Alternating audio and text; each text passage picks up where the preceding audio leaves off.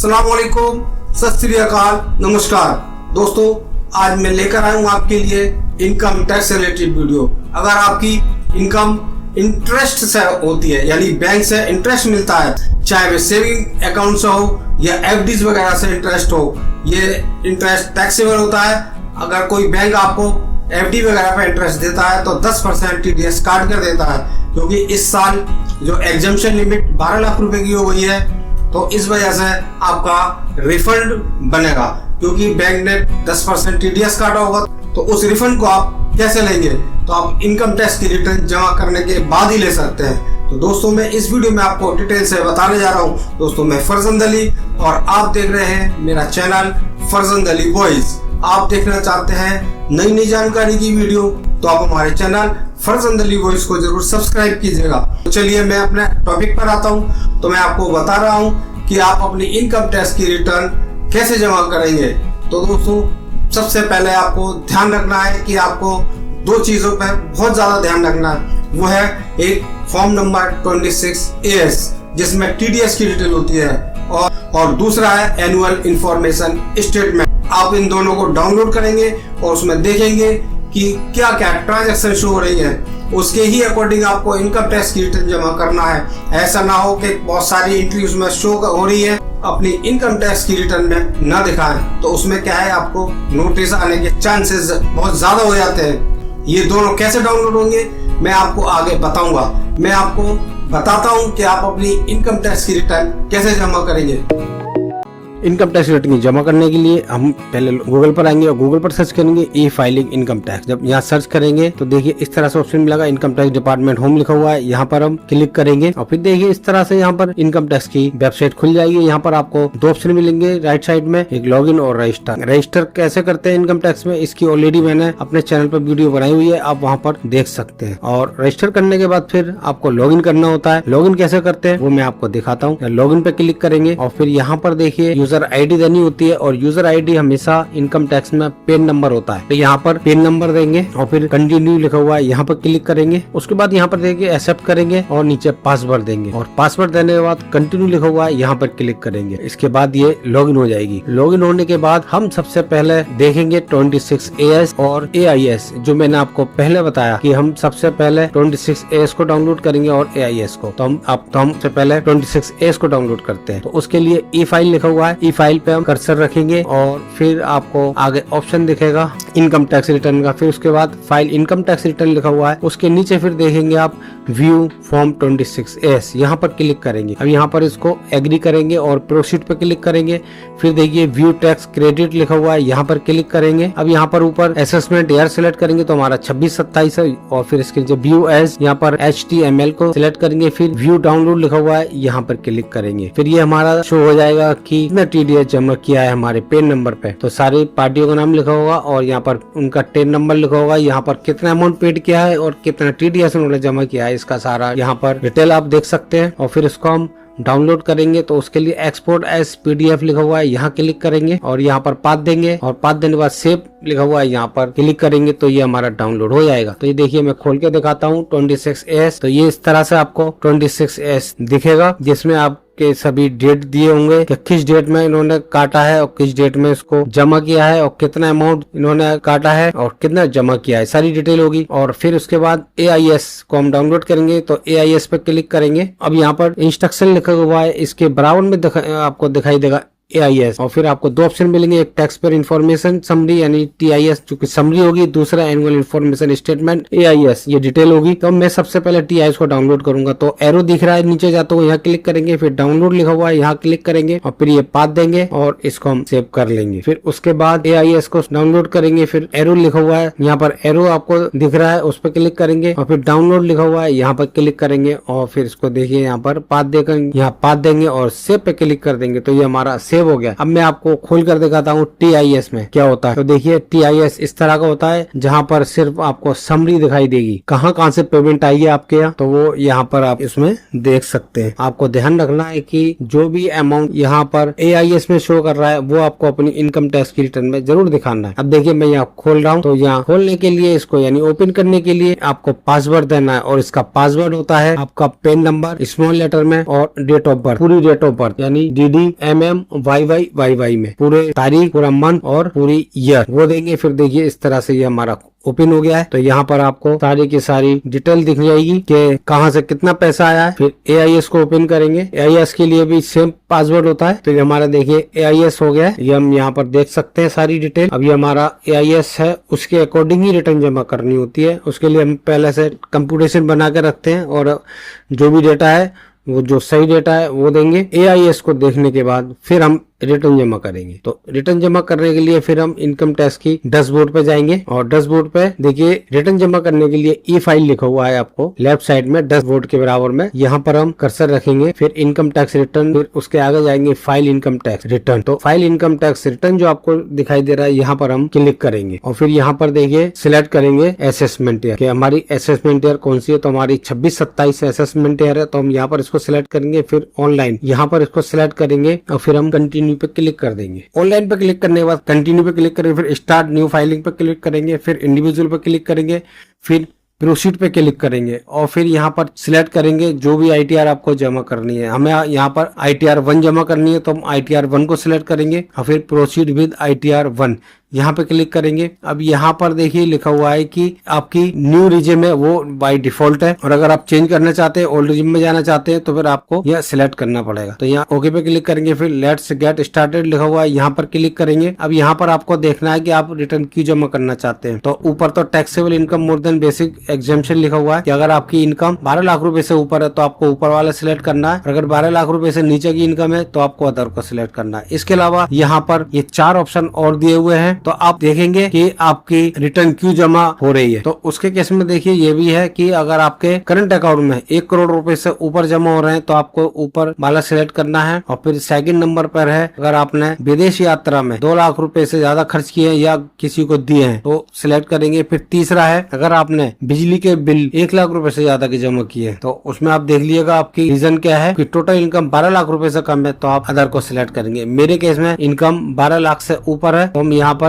Taxable income more than basic exemption limit इसको select करेंगे और फिर यहाँ कंटिन्यू लिखा हुआ है यहाँ पे क्लिक करेंगे। अब यहाँ पर ओके पे क्लिक कर देंगे। अब यहाँ पर देखिए अलग अलग पार्ट है, इन सभी को कंफर्म करना है। ऊपर देखिए पर्सनल इन्फॉर्मेशन है, फिर ग्रॉस टोटल इनकम है, फिर टोटल डिडक्शन है, फिर टैक्स पेड है, फिर टैक्स लायबिलिटी है। ये आपको दिखाई दे रहे हैं, इनको एक एक करके हमें कंफर्म करना है। तो हम सबसे पहले पर्सनल इन्फॉर्मेशन लिखा हुआ है यहाँ पर इसको कंफर्म करेंगे। तो उसके लिए यहाँ पर हम क्लिक करेंगे। अब यहाँ पर देखिए आपको ऊपर प्रोफाइल दिखाई देगी जो कि एडिटेबल नहीं होती, जैसे डेट ऑफ बर्थ है, पेन नंबर है और आधार नंबर है। फिर हम नीचे देखेंगे तो हमें दिखाई देगा कॉन्टैक्ट। तो यहाँ पर कॉन्टैक्ट को हम एडिट कर सकते हैं। तो अगर हमें कॉन्टैक्ट के अंदर आता है आपका ईमेल आईडी और मोबाइल नंबर और एड्रेस, तो हमें इनमें से कुछ भी एडिट करना है तो यहाँ पर हम एडिट लिखा हुआ है यहाँ क्लिक करेंगे और फिर नीचे देखेंगे कि हमारा जो मोबाइल नंबर वो सही है या नहीं है, या ईमेल आईडी सही है या नहीं है सही। तो हमें सही करना है तो हम अपना ईमेल आईडी या मोबाइल नंबर सही करेंगे। फिर नीचे स्क्रॉल डाउन करेंगे तो आपको एड्रेस दिखाई देगा, एक होगा प्राइमरी एड्रेस और एक सेकेंडरी एड्रेस। तो हम देखेंगे प्राइमरी एड्रेस यहाँ पर जो लिखा हुआ है हमारा सही है या नहीं है। अगर सही है तो ठीक है, अगर आपको यहाँ पर चेंजेस करना है तो आप यहाँ पर एड्रेस में चेंजेस कर सकते हैं। और फिर आप नीचे स्क्रॉल डाउन करेंगे तो फिर एक ऑप्शन मिलेगा कि आपका प्राइमरी एड्रेस सेम है, तो फिर यहाँ पर यस पर क्लिक करेंगे। अगर आप चाहते हैं सेकेंडरी एड्रेस अलग हो तो हम यहाँ पर नो पे करेंगे। तो मेरा यस है तो यस पे सिलेक्ट करेंगे और फिर स्क्रॉल डाउन करेंगे और फिर सेव पे क्लिक कर देंगे तो ये मेरा सेव हो जाएगा। और फिर हम यहाँ देखेंगे कि एड्रेस ठीक है या नहीं। उसके नीचे फिर आपको ऑप्शन मिलेगा नेचर ऑफ एम्प्लॉयमेंट, यहाँ पर आपको अदर को सिलेक्ट करना है। फिर उसके नीचे आपको दिखाई देगा फाइलिंग सेक्शन। फाइलिंग सेक्शन में सेक्शन 139 सब सेक्शन 1 को सिलेक्ट करना है। और फिर उसके नीचे देखिए फिर यहाँ पर do you wish to exercise the option, यानी हम न्यू में ही जाना चाहते हैं, हम यहाँ पर रिजिम चेंज नहीं करना चाहते तो यहाँ नो पे सिलेक्ट करेंगे। फिर उसके नीचे देखिए whether this return is being filed by representative SSC, तो यहाँ पर नो पे सिलेक्ट करेंगे। नो पे सिलेक्ट करने के बाद फिर ये बैंक डिटेल लिखा हुआ है यहाँ पर क्लिक करेंगे। तो यहाँ पर अपना बैंक अकाउंट को वैलिडेट करना होता है। जब आप कोई पहली बार रिटर्न जमा कर रहे होते हैं तो आपको बैंक अकाउंट यहाँ पर ऐड करना मैंडेटरी होता है और उसको वैलिडेट भी करना होता है। वैलिडेट का मतलब होता है कि जो आप यहाँ बैंक अकाउंट नंबर दे रहे हैं वो ऑटोमेटिक आपके बैंक के सर्वर से कनेक्ट होगा। अगर आपका बैंक अकाउंट नाम सेम है तो वैलिडेट होगा। अगर आपके में डिफरेंसेस है, आपने अकाउंट नंबर गलत दिया है या नेम गलत है, मैच नहीं हो रहा है तो यहाँ पर वैलिडेट नहीं होगा। अब यहाँ पर जब वैलिडेट हो जाता है उसके बाद ही इनकम टैक्स की रिटर्न जमा होती है। अगर वैलिडेट नहीं है तो रिटर्न जमा नहीं होगी। मेरे केस में ये ऑलरेडी पहले से वैलिडेट है, तो हमें यहाँ पर कुछ नहीं करना। फिर स्क्रॉल डाउन करना है। स्क्रॉल डाउन करने के बाद यहाँ पर आपको कंफर्म दिखाई देगा, कंफर्म पे क्लिक करेंगे और फिर ऊपर ले जाएंगे कर्सर। फिर देखिए यहाँ पर पर्सनल इन्फॉर्मेशन हमारी कंफर्म हो गई। फिर उसके बाद ग्रॉस टोटल इनकम वाला पार्ट इसको कंफर्म करना है, तो यहाँ पर क्लिक करेंगे। अब यहाँ पर देखिए income from salary, income from house property, ये कुछ नहीं है मेरे केस में। Detail of income from house property, यहाँ पर भी कुछ नहीं है। अब यहाँ पर देखिए अगर आपकी सैलरी इनकम है तो फॉर्म यही जमा होता है। यहाँ सैलरी इनकम पे एडिट लिखा हुआ है,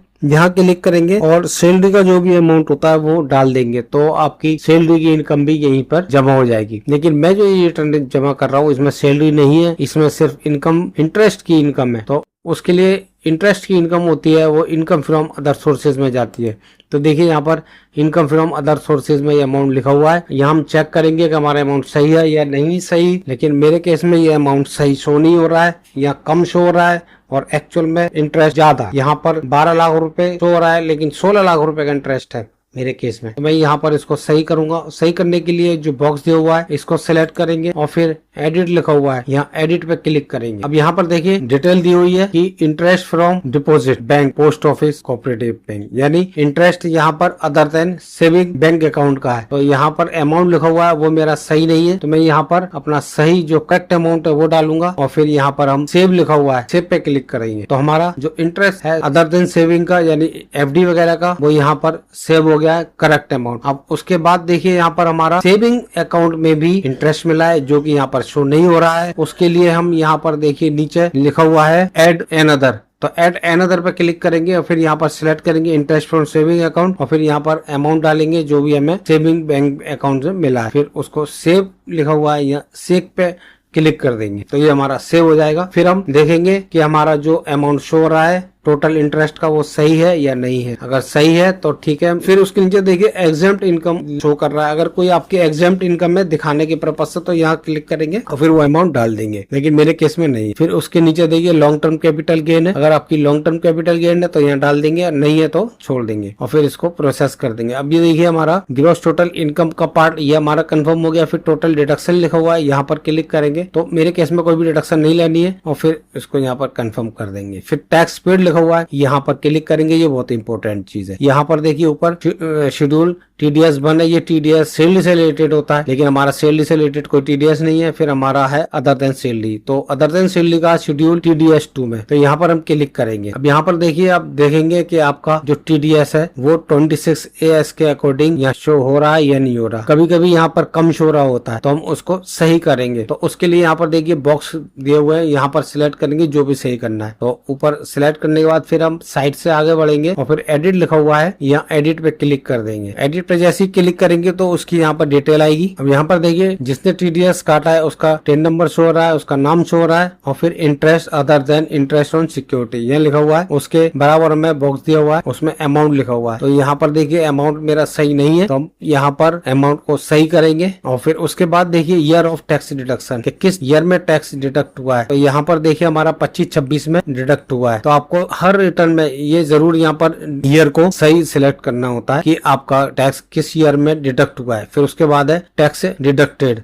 तो टैक्स से डिडक्ट कितना हुआ है यानी TDS कितना कटा है, तो वो यहाँ पर हम सही करेंगे। तो ये मैंने सही कर दिया। उसके बाद यहाँ सेव लिखा हुआ है, यहाँ सेव पे क्लिक करेंगे और फिर देखिए यहाँ चेक करेंगे कि जो हमारा टोटल TDS है वो यहाँ पर सही शो हो रहा है या नहीं। अगर सही शो हो रहा है तो फिर कंफर्म लिखा हुआ है, कंफर्म पे क्लिक करेंगे। फिर उसके बाद देखिए हमारा टैक्स पेड का जो पार्ट है ये कंफर्म हो गया। फिर उसके बाद verify your tax liability detail, यहाँ क्लिक करेंगे। अब यहाँ पर देखिए आपका ऑटोमेटिक कंप्यूटेशन आ जाएगा कि कितना टैक्स बन रहा है, कितनी इनकम है। तो देखिए ऊपर इनकम शो हो रही है और फिर उसके नीचे कंप्यूटेशन ऑफ टैक्स पेबल लिखा हुआ है, उसके नीचे आपको शो हो रहा है कि इतना टैक्स बन रहा है। फिर उसके नीचे हेल्थ एंड एजुकेशन सेस भी ऑटोमेटिक यहाँ पर लिखा हुआ आ जाएगा और फिर टोटल टैक्स और सेस का अमाउंट यहाँ पर शो करेगा। और फिर स्क्रॉल डाउन करेंगे। अब यहाँ पर देखिए टोटल टैक्स और टोटल हमारा सेस वगैरह दिखाई देगा। फिर यहाँ पर हम कंफर्म करेंगे। तो देखिए हमारा total verify your tax liability का भी पार्ट पूरा हो गया। फिर इसको हम यहाँ पर कंफर्म करेंगे। फिर प्रोसीड टू वेरिफिकेशन लिखा हुआ है, यहाँ पर क्लिक करेंगे। अब यहाँ पर देखिए you are eligible for refund. अगर आपका यहाँ पर रिफंड है तो रिफंड के अमाउंट शो हो रहा होगा। अगर आपकी टैक्स की लायबिलिटी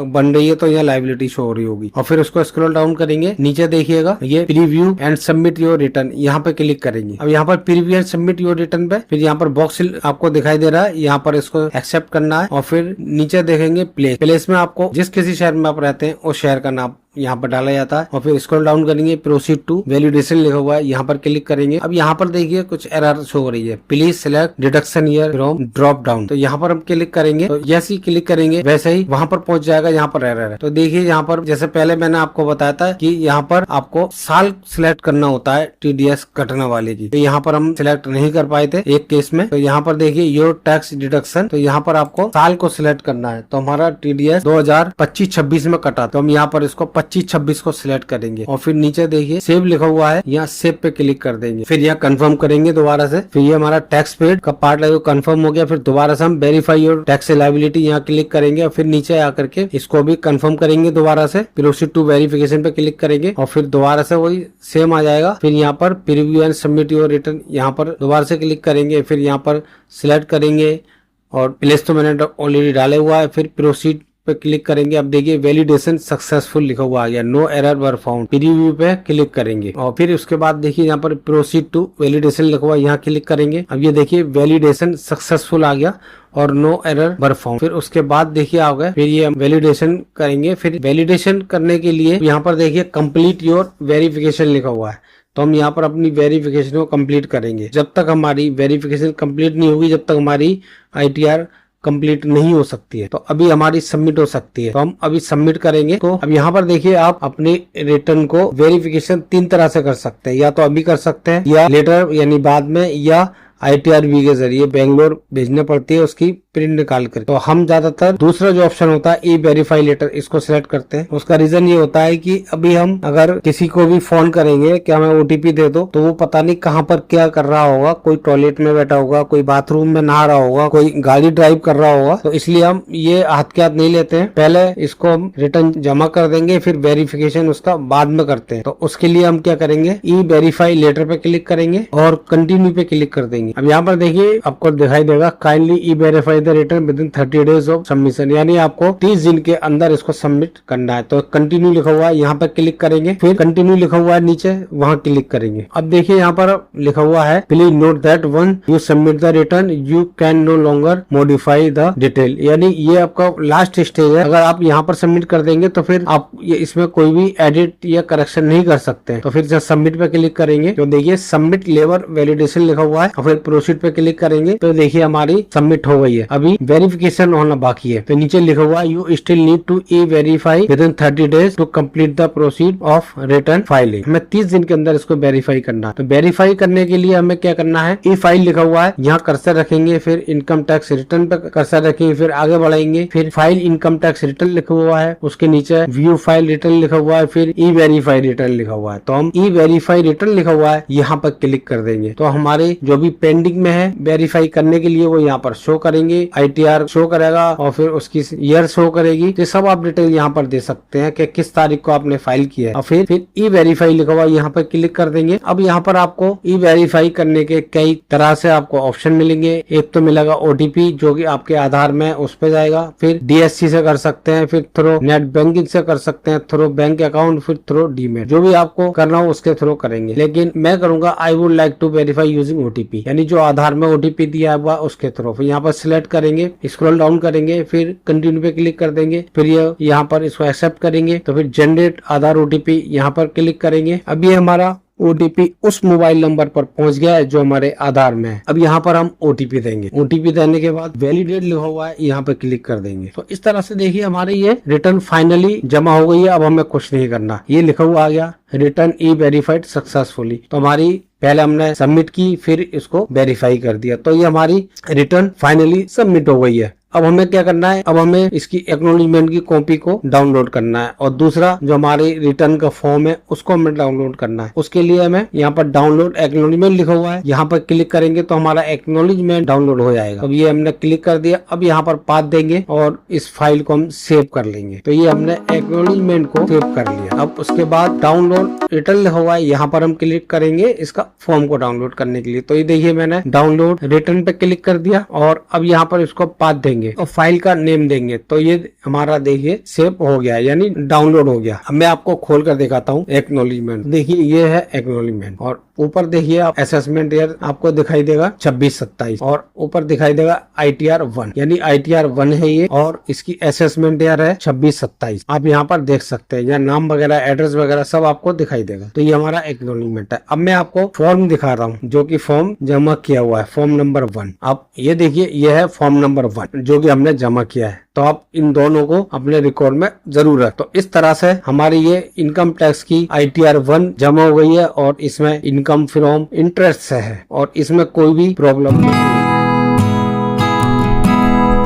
दोस्तों इस वीडियो में मैंने आपको डिटेल से बताया कि अगर आपकी इनकम बैंक के इंटरेस्ट से हो रही है, यानी बैंक के ब्याज से इनकम है आपकी, तो आप इनकम टैक्स की रिटर्न किस तरह जमा करेंगे और इसमें फॉर्म नंबर 1 यानी ITR 1 जमा होती है। तो मेरा ये वीडियो आपको पसंद आया होगा। अगर मेरा ये वीडियो आपको पसंद आया हो तो मेरे इस वीडियो को ज्यादा से ज्यादा शेयर कीजिएगा, लाइक कीजिएगा और आपने अभी भी मेरे चैनल फरजंद अली वॉइस को सब्सक्राइब नहीं किया है तो प्लीज सब्सक्राइब कीजिएगा। आप लोग अपना ध्यान रखिएगा और अपने मिलने वालों का भी ध्यान रखिएगा। Thanks for watching this video.